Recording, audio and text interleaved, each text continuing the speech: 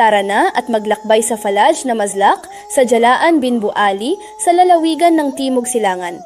Ang Falaj na ito ay matatagpuan sa silangang bahagi ng sentro ng Jalaan bin Buali at ginagamit ito ng maraming magsasaka para sa kanilang mga taniman mula pa noong unang panahon.